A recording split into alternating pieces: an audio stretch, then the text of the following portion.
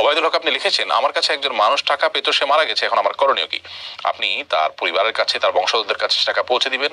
তাদেরকে যদি পাওয়া না যায় তাহলে তার তরফ থেকে গরিব দুঃখী দান করে দিবেন, সব যেন তিনি পান সে আশায়।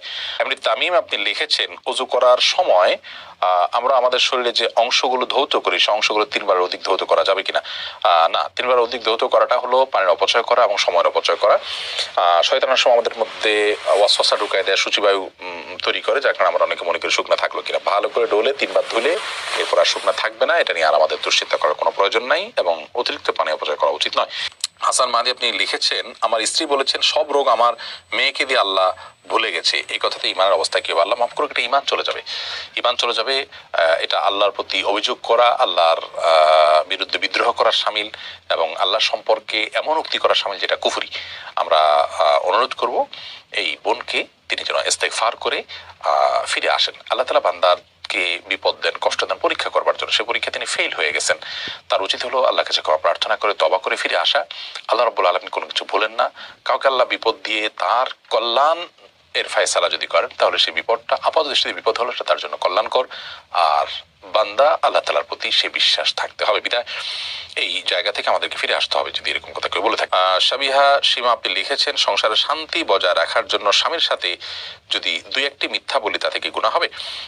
শান্তি বজায় রাখার জন্য যদি একটু কথাকে ঘুরিয়ে বলেন সেটা জায়েজ আছে, এবং বিশেষ করে মনোমালিন্য দূর করার জন্য বা দুজনের মধ্যকার ঝগড়াঝাটি কমানোর জন্য যদি এরকম আপনার একটু ঘুরিয়ে বলা হয় সেরকম কথা বলা যায়। এখান নাসরিন আপনি লিখেছেন, আমার ছোট বাচ্চা ঘুমিয়ে থাকা অবস্থায় যখন আজান হয় তখন আমার মনে আসে যে আজান তাড়াতাড়ি শেষ হয়ে যাক, এমন কথা মনে আসলে কি আমার গুনাহ হবে? না, এরকম কোনো গুনাহ হবে না, কারণ এটা আপনি আপনার শিশুর ঘুমের দিকে তাকিয়ে চাচ্ছেন যে আজানটা অল্প সময় যেন শেষ হয়ে যায়। আপনি আজানের প্রতি কোনো বিদ্বেষ থেকে তো আর বলছেন না, ইন্নামাল আমালু বিন্নিয়াত, বিধায় এর কারণে আপনার ঈমান চলে যাবে বা গুনাহ হবে এরকম না বিষয়টা।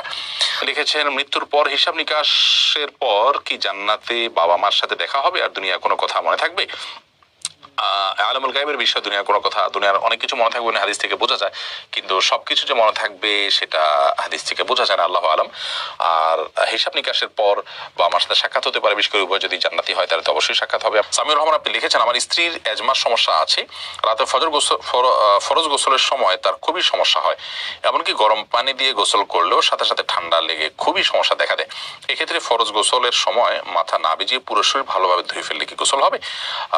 দেখুন, ফরজ গোসলে মাথা থেকে পা পর্যন্ত পুরো শরীর ধৌত করতে হয়, মাথাও ধৌত করতে হয়, চুলেও পানি পৌঁছাতে হয়, এটা ফরজ। বিধায় ফরজ গোসলের সময় মাথা না ধুলে কিন্তু ফরজ গোসল আদায় হবে না।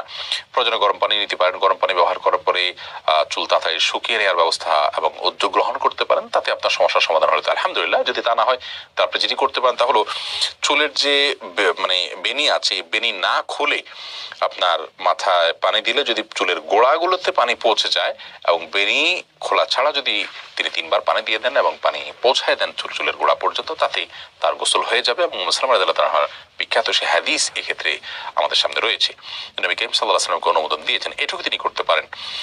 আর যদি এটুকু করলেও তার না হয় তাহলে সেক্ষেত্রে ফরজ গোসল যেন রাতে না হয় সেদিকটা খেয়াল করবে, যেহেতু রাতের অসুবিধা হয়।